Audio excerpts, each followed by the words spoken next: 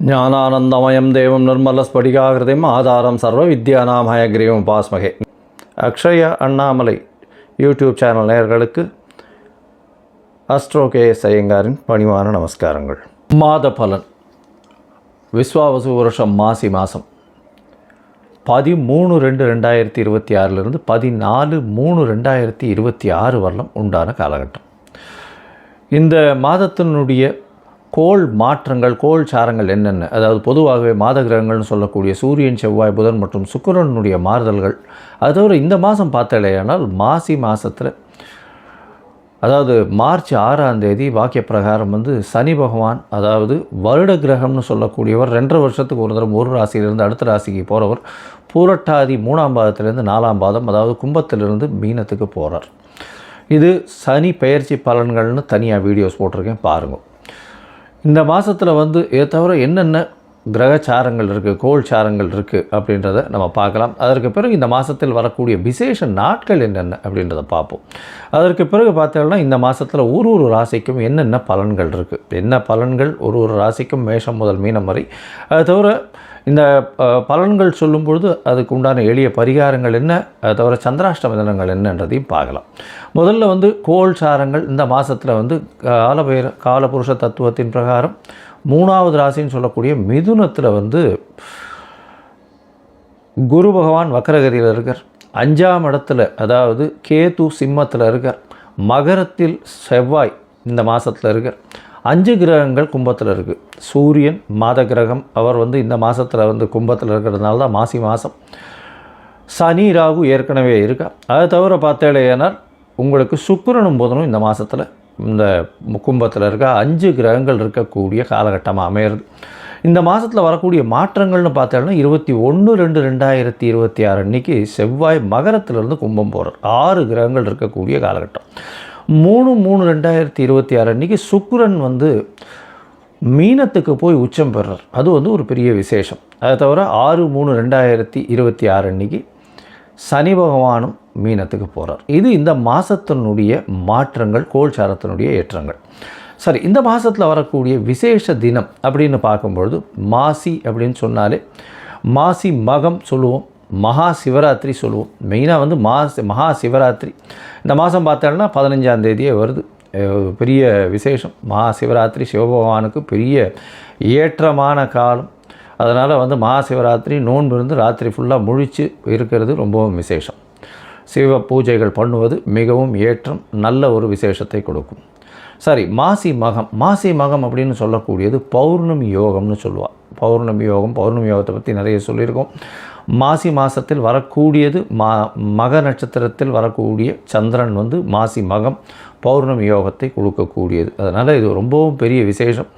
இதில் பார்த்தலையினால் திருக்கல்யாணங்கள் நடக்கும். அதாவது முருகப்பெருமானுக்கு, வள்ளி தெய்வானை இவாளுங்களுக்கெல்லாம் திருக்கல்யாணம் நடக்கக்கூடிய காலகட்டம். அதனால் மாசி மகம் மிகவுமே விசேஷமான தினம். சரி, 6/3/2026 எடுத்தோமேயானால் இந்த மாதம் சனி பெயர்ச்சி பலன். சனி பெயர்ச்சியாளர். அதனால் மிகப்பெரிய மாற்றங்கள் ஒரு ராசிக்கும் வரப்போகிறது. தனியாக சனி பெயர்ச்சி பலன் போட்டிருக்கேன், அதை பாருங்கள். அது தவிர இந்த மாத கடைசியில் மாசியும் பங்குனியும் சேரக்கூடிய காலகட்டத்தில் காரடையான் நோன்பு அப்படின்றது இந்த மாதத்தினுடைய கடைசியில் வருது. சரி, இந்த காரடையான் நோன்பினுடைய முக்கியத்துவம் என்ன அப்படின்னா, சுமங்கலி பெண்கள் தன்னுடைய கணவனுடைய ஆயுள் தீர்க்கமாக இருக்கணும் அப்படின்னு நோன்பு முடிக்கக்கூடிய காலகட்டம். நோன்பு கயிறு கட்டி கொண்டு இந்த நோன்பை செய்யக்கூடியது. அதனால் இந்த காரடையான் நோன்பு ரொம்பவுமே விசேஷம். எல்லா சுமங்கலி பெண்களும் செய்யக்கூடிய ஒரு நல்ல ஒரு ஏற்றமான விஷயம். சரி, இந்த மாதத்தில் வேறு என்ன மாற்றம் வருது அப்படின்னா 6/3/2026 அன்றைக்கி வாஸ்து புருஷன் கண் விழிக்கும் நாள். சரி, வாஸ்து புருஷன் என்ன நேரத்துலேருந்து எந்த நேரத்தை வரலாம் கண் முழிக்கிறார் அப்படின்னா, காலை பார்த்தாலேனால் 9:42 11:12 வரலும் உண்டான காலகட்டத்தை கண்மொழிகள்.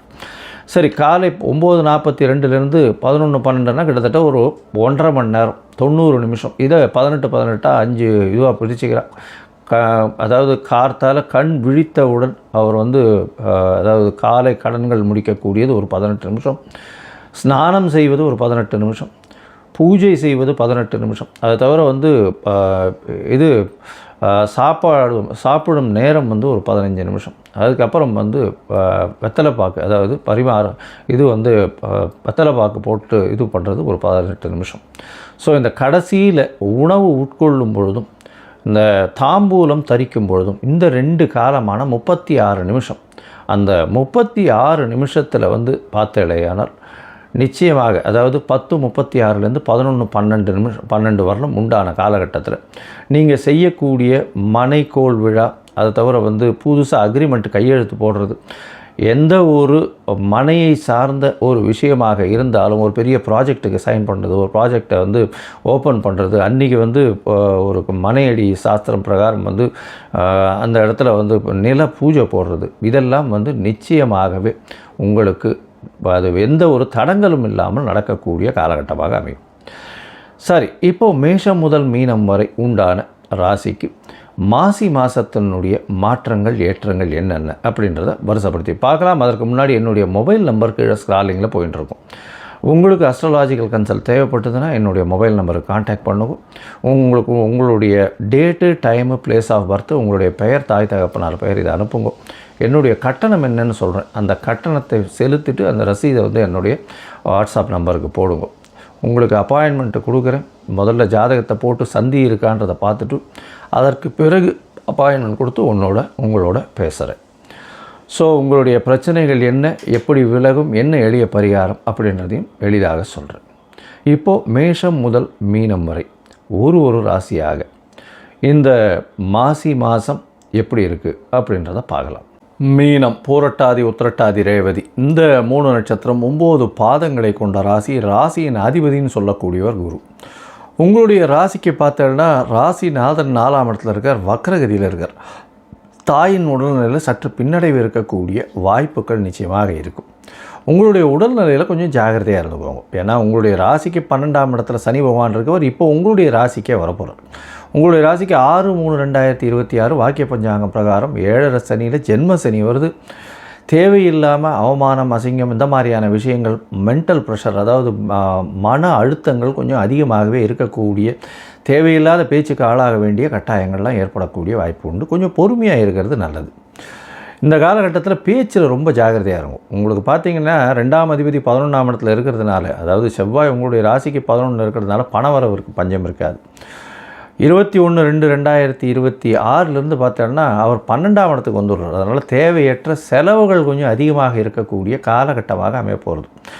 இந்த மீனராசிக்காரர்களுக்கு பார்த்தோன்னா 12ஆம் இடத்துல 5 கிரகம் இந்த மாதம் ஆரம்பித்த உடனே 5 கிரகம் இருக்குது. சூரியன், புதன், சுக்கிரன் மற்றும் சனி, ராகு, 5 கிரகங்கள் இருக்குது 12ஆம் இடத்துல. தூங்க விடாது, தூக்கம் வரக்கூடிய வாய்ப்பு, எல்லா தூக்கத்தை கெடுக்கக்கூடிய வாய்ப்புகள் மிகவும் அதிகமாக இருக்கக்கூடிய காலகட்டமாக இருக்கும். ஏன்னா 6ஆம் அதிபதி, 8ஆம் அதிபதி எல்லாரும் சேர்ந்து போய் 12ஆம் இடத்துல போய் இருக்கிறதுனால ஊரை விட்டு வெளியில் போகிறது, வெளிநாடு வெளியூர் பிரயாணம் போகிறது, அலைச்சல்கள் கொஞ்சம் அதிகமாக இருக்கிறது, வேலையை விட்டு வேலை மாறுறது, இது எல்லாமே இருக்கக்கூடிய காலகட்டமாக அமையும். மன அழுத்தங்கள் அதிகமாக இருக்கக்கூடிய வாய்ப்புகளும் நிச்சயமாக இருக்கும். இந்த காலகட்டத்தில் புதிய வீடு மனை வாங்கக்கூடிய பாக்கியம் உண்டு. இருந்தாலும் ரொம்ப ஜாகிரதையாக இருக்கிறது நல்லது. வீடு மனை வாங்கக்கூடிய பாக்கியத்தில் பார்த்தீங்களே, ஆனால் எடுத்தது, அதாவது வீடு மனை வாங்கக்கூடியது, இந்த லீகல் ஒப்பீனியன்ஸ் எல்லாம் கொஞ்சம் ஜாகிரதையாக பார்த்து, என்கம்ஃபரன்ஸ் எல்லாம் ஜாகிரதையாக பார்த்து வாங்கிக்கிறது ரொம்பவும் நல்லது. இந்த மாதத்தில் பார்த்தேனால் உங்களுடைய ராசிக்கு, அதாவது பார்த்தேன்னா 8-9ஆம் அதிபதி சேர்ந்து இருக்கக்கூடிய காலகட்டம், 9-10 அதிபதியும் சேர்ந்து இருக்கக்கூடிய காலகட்டமாக அமைய போகிறது. இது வந்து அதாவது 9-10 8-9ஆம் அதிபதியெல்லாம் சேர்ந்து இருக்கக்கூடிய காலகட்டமாக இருக்கும். தந்தையின் உடல்நிலையில் சற்று பின்னடைவு இருக்கும், தாயின் உடல்நிலையில் சற்று பின்னடைவு இருக்கும். உங்களுக்கு மென்டல் ஸ்ட்ரெஸ்ஸு கொஞ்சம் அதிகமாக இருக்கக்கூடிய காலகட்டமாக இருக்கும். வேலை மாற்றங்கள் இருக்கக்கூடிய வாய்ப்புகள் நிச்சயமாக உண்டு. மொத்தத்தில் பார்க்கும்பொழுது இந்த மீனராசிக்காரர்களுக்கு உடல் நலத்தில் சற்று கவனம் தேவை. பேச்சில் ரொம்ப ஜாகிரதையாக இருக்கிறது நல்லது. செலவுகள் கொஞ்சம் அதிகமாகவே இருக்கும். இந்த வாட்டி செலவுகள் சற்று சுப செலவுகளாக இருக்கக்கூடிய வாய்ப்பு உண்டு. இருந்தாலும் அதீதமான செலவுகள் இருக்கக்கூடிய வாய்ப்புகள் உண்டு. புதிய வீடு மனை வாங்கக்கூடிய பாக்கியம் இருக்கும். இருந்தாலும் லிட்டிகேஷன்ஸ் எல்லாத்தையும் செக் பண்ணி லீகாலிட்டி செக் பண்ணுறது ரொம்பவுமே நல்லது. உங்களுடைய ராசிக்கு பார்த்தேன்னா எதிர்பாலினத்தவர் மூலியமாக சிறு சிறு செலவுகள் வரும். அதை தவிர வெளிநாடு வெளியூர் போகக்கூடிய வாய்ப்புகள் நிச்சயமாக இருக்கும். வேலையில் மாறுதல்கள், வேலையில் வந்து உங்களுக்கு ஏற்றம் கொடுத்து மாறுதல்கள் கொடுப்பாங்க. அதாவது உங்களை பொசிஷன் ரைஸ் பண்ணி மாறுதல் கொடுப்பாங்க. இருந்தாலும் மென்டல் ப்ரெஷர் ரொம்ப அதிகமாக இருக்கும். அந்த காலகட்டமாக இருக்கக்கூடிய காலகட்டமாக இருக்கும். தொழிலில் வந்து ஒரு பெரிய மாறுதல்கள் இருக்கும். அதுவும் வந்து பார்த்தோன்னா இந்த இம்போர்ட் எக்ஸ்போர்ட் பண்ணுறவங்க, கடல் வாணிபம் செய்பவர்கள், அதை தவிர வந்து கடல் பிராணிகள் வியாபாரம் செய்பவர்கள், ட்ரேடிங் பண்ணுறவங்க, தங்கம் வெள்ளி இந்த மாதிரியான விஷயங்கள் ட்ரேடிங் பண்ணுறவங்க, தங்கம் ட்ரேடிங் பண்ணுறவங்களுக்கு கொஞ்சம் பின்னடைவு இருக்கும் இந்த மாதத்தில். உங்களுக்கு ஜாகிரதையாக இருக்கிறது நல்லது. அதை தவிர தென்னை மரம், தென்னை தோப்பு இதெல்லாம் வச்சுருக்கிறவங்க ரொம்ப ஜாகிரதையாக இருங்க. சற்று பின்னடைவு ஏற்படக்கூடிய வாய்ப்புகள் நிச்சயமாக இருக்கும். ஜாகிரதையாக இருக்கிறது நல்லது. உங்களுடைய ராசிக்கு பார்த்தோன்னா செலவுகள், தேவையற்ற செலவுகள் கொஞ்சம் அதிகமாக இருக்கும். முயற்சிகள் எல்லாமே நல்லபடியாகும். ஏன்னா 3ஆம் அதிபதி உங்களுடைய ராசியிலேயே உச்சம் பெற்று போகக்கூடிய காலகட்டமாக இருக்குது. அதனால் முயற்சிகள் வெற்றி அடையும். இருந்தாலும் சனி இருக்கிறதுனால சிறு சிறு தொல்லைகள் வந்து அதுக்கப்புறம் முயற்சிகள் வெற்றி அடையும்.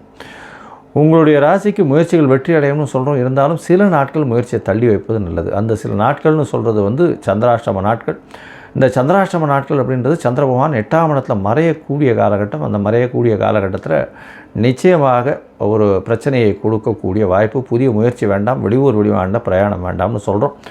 ஒருவேளை இந்த மாதிரியான செய்ய வேண்டிய கட்டாயம் இருந்ததேயானால் சந்திர பகவானுக்கு உண்டான எளிய பரிகாரம் அப்படின்னு சொல்லக்கூடிய அருகில் இருக்கக்கூடிய விநாயகர் கோவிலில் போய் உங்களால் முடிஞ்சு இளநீர் வாங்கி கொடுத்துட்டு போங்க அபிஷேகத்துக்கு. உங்களுக்கு பிரச்சனைகள் நிச்சயமாக மாறுதல்கள் வரும். அதாவது பிரச்சனைகள் சுலபமாக சால்வ் ஆகக்கூடிய வாய்ப்புகள் உண்டு. இந்த மாதத்தில் பார்த்தாலேயானால் நீங்கள் நாமக்கல் ஆஞ்சநேயர் கோவிலுக்கு ஒரு தரம் போயிட்டு வாங்க. நாமக்கல் ஆஞ்சநேயர் போய் சேவிச்சுட்டு வாங்க. உங்களுக்கு வரக்கூடிய பிரச்சனைகள் எல்லாமே சூரியனை கண்ட பனி போல விட்டு விலகும். இருந்தாலும் சனி பகவான் உங்களுடைய ராசியில் வந்து ஜென்ம சனியில் அமர்றார். பொறுமையாக இருக்கிறது நல்லது. மனக்குழப்பங்கள், தீர்க்கமான முடிவு எடுக்க முடியாமல் இது எல்லாமே வரும்.